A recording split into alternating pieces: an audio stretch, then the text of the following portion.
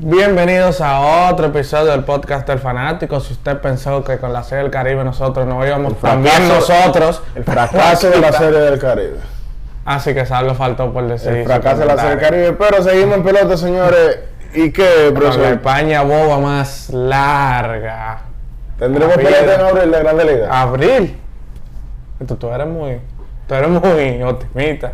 Bueno, para los que no saben, o los que no les interesa. Los que viven en Marte o no quieren saber de Románfred. Actualmente las Grandes Ligas están en un paro laboral.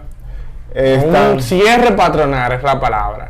Porque para laborar es de los jugadores, cierre es de la empresa. Exacto. MLB tiene un lockout. Desde el 2 de diciembre, cuando expiró el antiguo acuerdo de negociación colectiva con la Asociación de Peloteros de Grandes Ligas. Era un pleito casado, como dicen por ahí. O sea, la crónica de una muerte anunciada. Creo que los primeros indicios. Chris Bryant. Claro.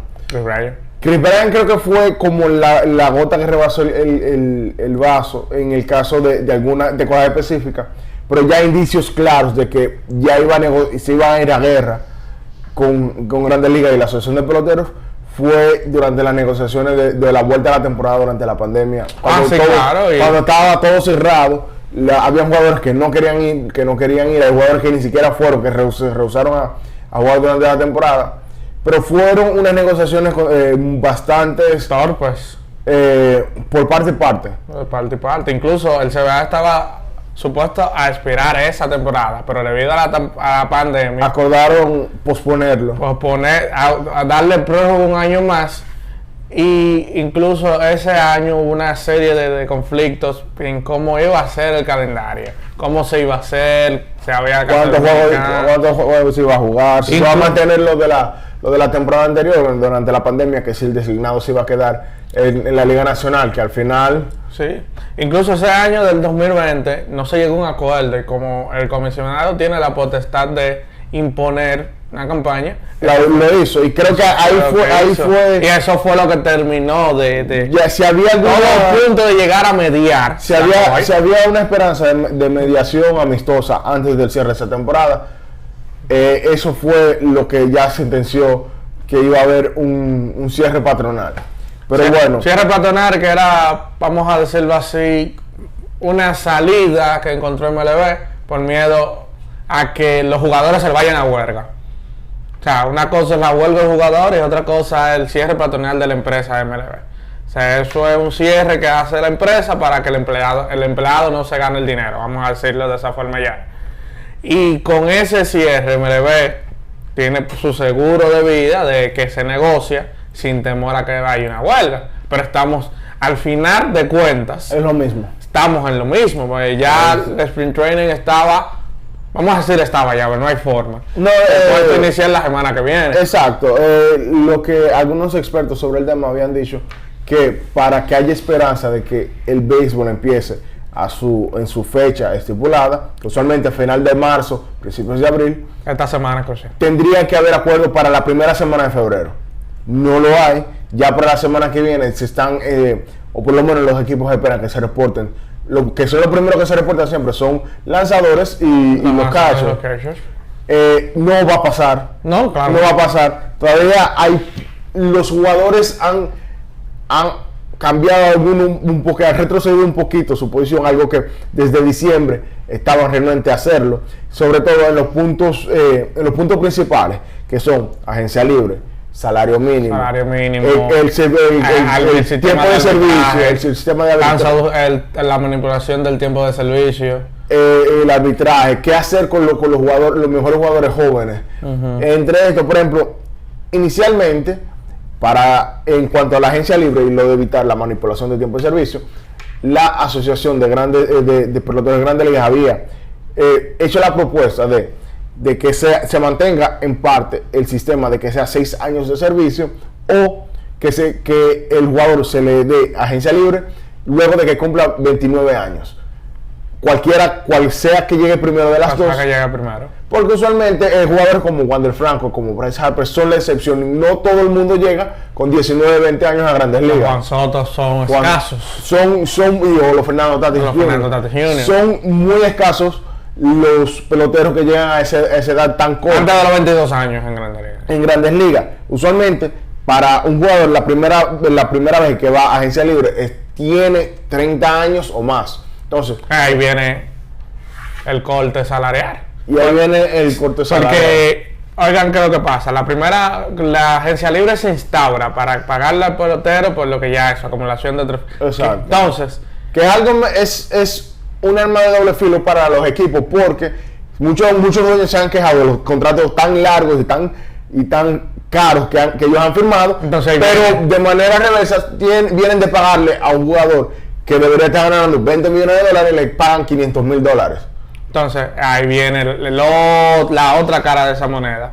A los equipos estar cada vez más renuentes a darle contratos largos y millonarios a jugadores por encima de los 32, 33 años. Y mantener el mismo salario mínimo para los jugadores. Entonces, ese es el problema que está buscando solucionar Grandes Ligas. ¿Qué es lo que busca la Asociación de Peloteros? Que entonces, como ya no se... La tendencia es no a dar esos contratos tan largos después a esos que están en el plan de su carrera ganando 500 mil dólares, produciendo teniendo una producción de jugador de 30 millones de dólares, se le pague, se le premie. Exacto. Se le pague más tempranos a los jugadores, ya que a eso es lo que estamos utilizando. De manera más específica, ellos intentan levantar el piso salarial de todos los jugadores de Grandes Ligas a más de 700 mil dólares anuales. Y también en los jugadores de ligas menores, que son realmente los que pasan más trabajo. Son abusos. Esos muchachos a lo mejor ganan, el que más gane 45, 46 mil dólares al año, que para muchos sea puede que sea mucho dinero, pero para las condiciones que tienen esos muchachos.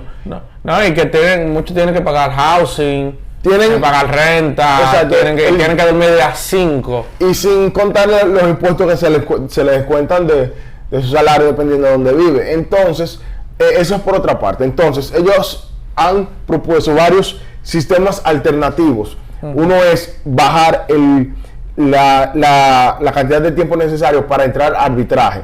En Grandes Ligas son 3 años. Ellos quieren disminuirlo a 2 y para los jugadores que no puedan ir a arbitraje con su equipo, pues ellos han propuesto un sistema de bonificación para los 30 mejores jugadores novatos pre-arbitraje. Que sería basado en la estadística llamada WAR, que es Wins Above Replacement o jugadores por encima del nivel reemplazo. Exacto. En esencia es una estadística que apunta a representar lo que mejor puede agrupar el rendimiento general de un jugador. Eso es un aproximado. Es más fácil para los bateadores, no tanto para los lanzadores. Los lanzadores son un poquito más difícil de medir. De medir en el sentido de que muchas de las cosas, de las acciones que ellos hacen o de los resultados de sus actuaciones, no dependen directamente de ellos. Y ahí es que viene la confusión para muchos de los jugadores. Actualmente hay el WAR se mide, o hay dos distintos. Hay uno que lo calcula de la fórmula de Baseball Reference, y hay otro que lo hace la fórmula de Fangraphs. Los de Fangraphs son un poquito más amistosos para los lanzadores, porque en esencia se basa en el FIP, que es el picheo independiente del fildeo. Es una estadística que a los lanzadores simplemente se toma en cuenta los 3 resultados que ellos entienden son directamente responsables de ellos, que son ponches, bases por bolas y cuadrangulares. O sea, elimina totalmente las defensas. Perdón. Entonces, eso es por una parte. Eso es un tema complicado. Es difícil. Porque difiere mucho. Entonces ahora mismo estamos, para hacer el cuento corto, estamos en una línea donde estamos en peligro de que se pierdan béisbol. Quizás las personas que estaban vivas en 1924 estaban conscientes. Quizás están teniendo varios flashbacks, para decirlo así, y no muy gratos. Y estamos prácticamente en esa misma línea, donde tú quieres una cosa, yo quiero la otra, y no vamos avanzando. No vamos a movernos. Entonces, hay una estrategia de Grandes Ligas que quizás en 1994 lo hubiese funcionado, pero ahora en 2022 no le está saliendo bien. ¿Qué está haciendo Grandes Ligas? Que para los jugadores. Culpar a los jugadores. Por ejemplo, lo primero con la declaración de Rob Manfred cuando Sí, la carta ridícula. La carta a los fans. A los fanáticos. Yo no quería poner el lockout, pero ya tenía la carta hecha, lo primero. Y le dice que este lockout servirá para darle un empujón a las negociaciones. Que después de ese 2 de diciembre, Grandes Ligas no hace una contraoferta hasta mediados del mes pasado. Entonces, ahí comienza el asunto. Hacen una propuesta, la asociación de jugadores se le encuentra tan ridícula, para decirlo de una manera que yo la puedo decir acá, que ellos exacto, ellos ni siquiera intentan negociar con Grandes Ligas, ellos simplemente se paran y se retiran de la mesa de negociación. Se paran y se van. Otras reuniones más, los jugadores que ahí es donde van a llevar la de perder, que son los que les duele en el juego, para decirlo de una manera, han retrocedido un poquito, ok, mira, yo lo puedo dejar hasta aquí, pero ven, acércate un chin, y ni así. Que hizo Grandes Ligas, después de la última propuesta de la asociación de jugadores, dijo que le iba a responder, 2 días después dice que no le va a responder, y dice que va a solicitar mediación gubernamental. Sí, Eso en 1994 no salió muy bien, incluso se paró la temporada y más nunca. Exacto, entonces en ese caso es como el equivalente de que aquí la Lidom y la Asociación de Jugadores de la Lidom piden la intervención del Ministerio de Trabajo. Exacto, más o menos. Entonces, primero, una ridiculez. Segundo, es algo... No, y ellos lo hicieron, bueno, vamos a ser claros, con la intención de que la Asociación de Jugadores lo rechazara y que caiga la opinión pública. ¿Qué pasa? Ahora, todos los jugadores tienen redes sociales, exacto, tienen canales por donde expresarse, y han llevado a los fans de su lado. Sí, no, ese porque caso... han podido expresarse directamente, todo el mundo dice lo que pasa, incluso hay personas, porque no le voy a hablar del otro Volvago, el Marco Stroman, que usted lo encuentra cada rato en Twitter, le voy a hablar de los Max Scherzer, de los Whit Merrifield, que son personas que quizás no tuitean tanto. No, que todo lo que hacen lo mantienen dentro de los confines del play. Del play. Y ahí está, y se han expresado vocalmente, fuertemente. No, y han criticado fuertemente a Manfred, que de un principio no ha sido santo de mi devoción, ni de muchas personas. No, de nadie. Ni de la forma en que llegó, ni de la forma en que ha manejado Grandes Ligas después de... Exacto, pero realmente es una continuación del legado de Grandes Ligas, que es... No, incluso ha hecho a ver a Bob Shelley como el santo más santo del mundo. Que no lo es, que es mucho. El hecho de que Rob Manfred nos haga extrañar a Bob Shelley dice mucho de que es un trabajo dice terrible. Mucho que incluso que yo creo después de esta etapa de Manfred, la asociación de jugadores va a pedir tener un voto a la hora de elección de los comisionados, que solamente le digan los 30 dueños en Grandes Ligas. Exacto, y yo sí creo que no va a pelear su trabajo. Ese trabajo de comisionado es prácticamente vitalicio hasta que le dé la gana a los dueños. Y el hecho de que Rob Manfred es pro dueño más viene de esa pila, y como son ellos los que eligen ese puesto, sí, él va a estar ahí a pesar de las críticas. Pero bueno, los dueños son los que tienen la de ganar, en el sentido de que ellos sí pueden aceptar la pérdida más que los jugadores. Hasta cierto punto, porque también son ingresos fijos. Lo que molesta es con la gallardía, quizá la palabra con la que ellos rechazan. Por ejemplo, los jugadores, aunque no ha sido de manera específica, ellos han propuesto en varias ocasiones y en varias versiones una forma de no manipular el tiempo de servicio de manera tan... Y eso es un problema que viene, lo mencionamos al principio del programa, desde eso de Chris Ryan, que fue la forma más descarada. Fue una vergüenza eso que hicieron. Chris Ryan, recuerdo yo, le ganó el puesto a Mike Holt, que empezó como el tercera. Estamos hablando de la temporada 2014. Un turno de ese muchacho en 2015, en el sprint, en el ya tú sabías que el muchacho era grande liga, no era necesario. Y salen que Mike Holt, que aquí con el Licey venía de batir a 170, viene y dice que Mike Holt le ganó la posición para darle más tiempo a Chris Ryan, que iba a subir a mitad de temporada. El tiempo de servicio para ganarle un año más a Ryan vencía un 28 de abril.